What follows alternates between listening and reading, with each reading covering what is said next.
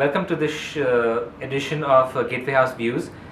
We have with us here Rajrishi Singhal, who is the Senior Geoeconomics Fellow at Gateway House. And I am, of course, Akshay Mathur, also with the research team here at Gateway House. I'm going to look at Rajrishi here to set the context of what your first impressions are from the budget. Thanks, Akshay. I think the budget is primarily a vision document. It is short on specifics, but it lays out a roadmap that this government wants to pursue over the next 4 or 5 years. So what it's done is, budget 2014 has focused on capacity creation, on creating infrastructure, on sending out the signal that they want a stable tax regime, attempting balanced regional growth, and providing the ecosystem or all the factors that are necessary for making this vision come true, which is enhancing capital flows, improving the banking environment, improving the labor market by amending some of the existing legislations, making the pool of skilled talent available, deepening that, widening that. I think that's primarily what this budget is all about. And for us here at Gateway House, because we follow trade and taxes related to imports and exports, what did you make of the duty structure?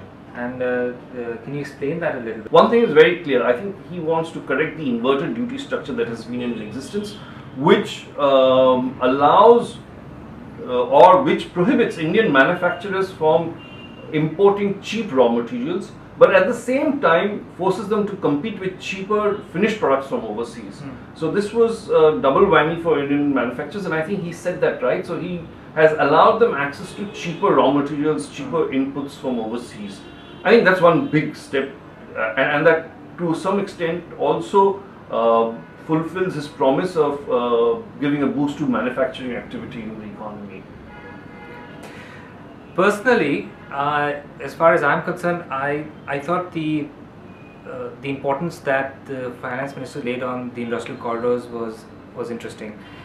I think this is the first time that so much attention was given, at least in the budget, and he explicitly laid out 5 or 6 important corridors: the Mumbai-Bangalore corridor, the Bangalore-Chennai corridor, also introduced the Vizag corridor, also spoke about making places such as Kakinada and Krishnapatnam as important hubs, and developing them and developing the economic activity around those zones. I was a little surprised that with the announcement of the National Industrial Corridor Authority, I'm not sure why such a regulatory authority is required. It seems, just by the name of it and the way he explained it, that it seems like the Highway Authority.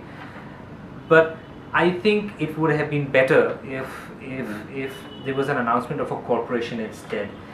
I think they would have been able to pull together the ideas and this activity into a more corporate, efficient, lean, business-oriented initiative, and I think that would have sent a better message.